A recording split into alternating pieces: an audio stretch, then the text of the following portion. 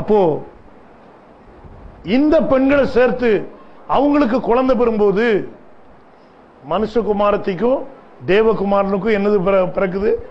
குழந்தை பிறக்குது. இது கலப்பினம் இல்லையா? இது என்னது? கலப்பினம். ஏன்? அந்த பெண்கள் தேவகுமாரத்திகள் கிடையாது. அதுக்குதான் விசுவாசி விசுவாசி கல்யாணம் முடிக்கணுங்கிறது இல்லையா? விசுவாசி யாரை போய் கல்யாணம் கட்டக்கூடாது? அவிசுவாசி போய் கட்டக்கூடாது. இங்க பைபிள் சொல்லுது. கலப்பினம் உண்டாகுது பாருங்க. காயினுடைய பிள்ளைகளும் இந்த சேத்தனுடைய பிள்ளைகளும் ஒன்னா இணைஞ்சாச்சு. வாசிங்க கீழே. அப்பொழுது கர்த்தர், என் ஆவி என்றைக்கும் மனுஷனோட போராடுவதில்லை. ஆண்டவர் வருத்தப்பட்டார். ஏன்? தேவனுடைய வித்தும் காயினுடைய வித்து நிச்சயிச்சு இணைஞ்சிட்டு. இப்போ உதாரணத்துக்கு உங்களுக்கு இது அழிக்கிறதுக்கு எதுவும் இருக்கா? இதான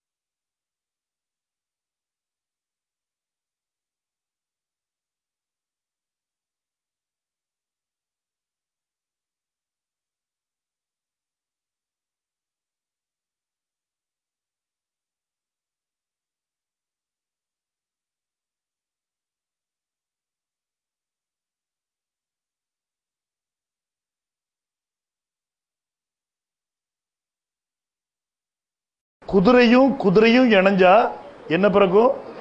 குதிரை தான் பிறக்கும். ஏன்? வித்து அதனுடைய கனியை தான் கொண்டு வரணும்.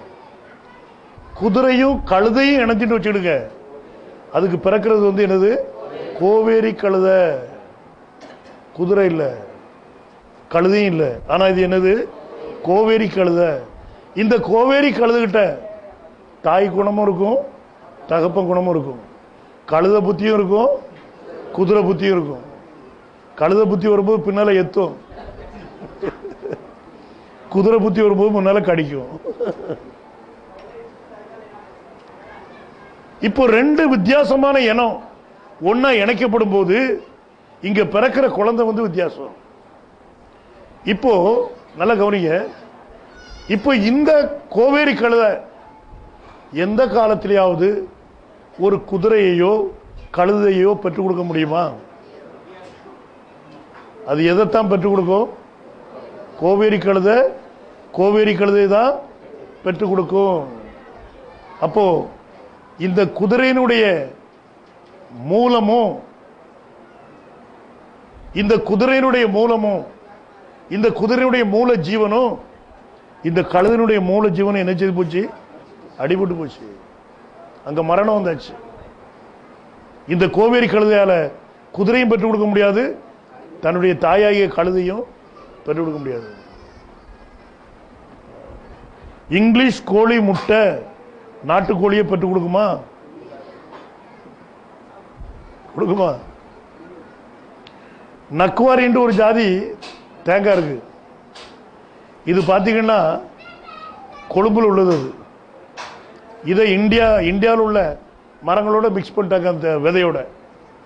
இதை ரெண்டையும் மிக்ஸ் பண்ண பிறகு அதை கொண்டாந்து நீங்க நட்டீங்கன்னா அது மேலதான் வந்திருக்கும். பாத்துருங்க, என்னது அள்ளி தட்டும், காய அள்ளி தட்டும்.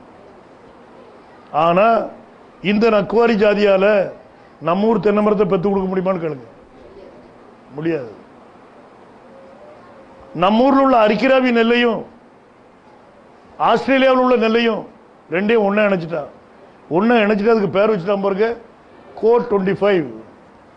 என்னதான் கோட்னா கோயம்புத்தூர். இதை செய்தது எங்க? கோயம்புத்தூர்ல. அதுக்கு பேர் என்ன? கோட் 25. நான் இந்த வித்தை போய் பார்த்தேன். 1967 68 பார்த்துருப்பேன். அப்போ எனக்கு அதை விளக்கி சொன்னாங்க. இந்த ரெண்டு வித்து இணைக்கப்பட்டதுனால அதுல இருந்து வந்த அந்த ஹைபிரிட், அது என்ன சொல்றது, கலப்பினம், அந்த கலப்பின வித்து தான் என்னது? இந்த கோட் 25. இந்த கோட் 25 கொண்டு போய் போட்டீங்கன்னா அது என்னத்தை கொண்டு வரும்? கோட் 25 தான் கொண்டு வரும். அரிகிராவையும் கொண்டு வராது, ஆஸ்திரேலியா வித்து கொண்டு வராது. அந்த ரெண்டு ஜீவனும் இப்ப என்ன செய்யப்பட்டு போச்சு? மறிச்சிட்டு. தேவன் உண்டாக்குன வித்து, சேத்து மூலமா வந்துகிட்டு இருந்த அந்த வித்து இப்ப இங்க மறிக்கிறதுக்கு ஆரம்பிச்சு. ஏன்? காயினுடைய வித்தோட என்ன செய்ச்சு? கலந்துட்டு. இந்த கலப்பு அங்க வந்ததுனாலதான் ஆண்டவர் சொன்னார், மனுஷரை பற்றி வாசிப்பாரு. இப்போ அப்பொழுது கர்த்தர், என் ஆவி என்றைக்கும் மனுஷனோட போராடுவதில்லை, அவன் மாம்சம் தானே, அவன் மாமிசம் தானே, அவன் இருக்க போகிற நாட்கள் 120 வருஷம் என்றார். பாத்தீங்களா? கணக்குல வந்துட்டாரு. இவன் இருக்க போற வருஷம் எவ்வளவு? முன்னால அந்த நாள்ல சாவானாரு, அத புசுக்கு நாள்ல அந்த ஒரு நாள் நமக்கு எத்தனை வருஷம்? அப்ப 1000 வருஷம் வரைக்கும் மனுஷன் இருப்பான்னாரு. இப்ப இவன் கலப்பாயிட்டா. இப்ப சொல்றாரு இவன் எவ்வளவு நாள் இருப்பான்? இந்த கலப்பை சாப்பிடுற நம்ம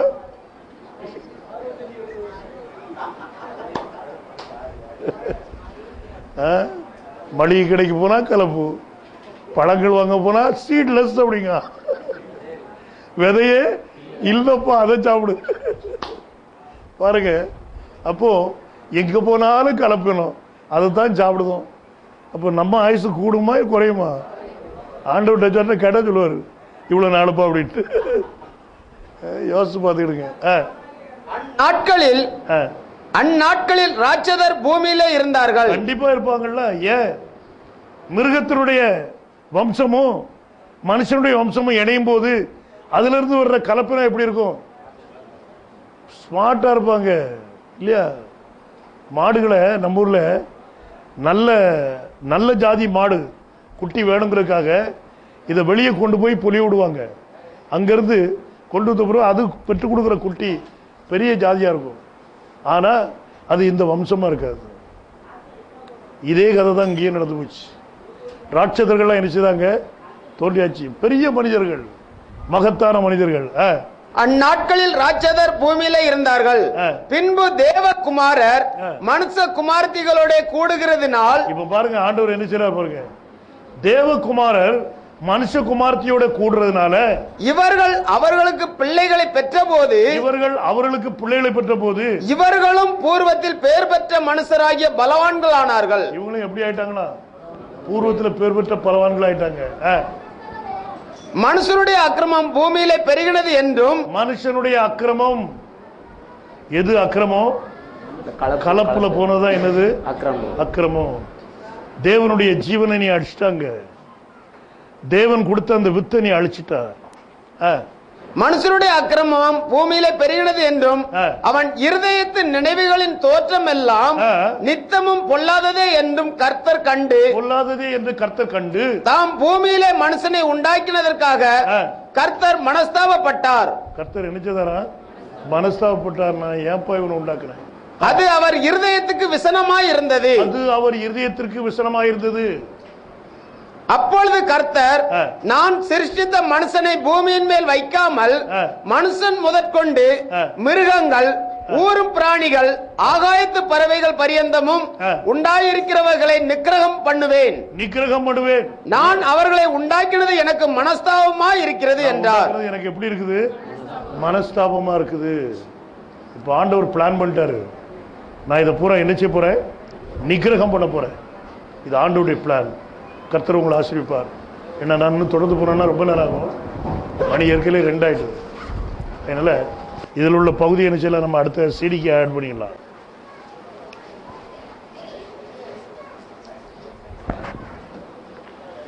ஜெபிக்கலாம். கண்களை மூடி ஜெபிப்போம். ஸ்தோத்திரிக்கிற தகப்பனே, ஜீவனுள்ள தேவனே, திரும்ப உம்முடைய பாத்திர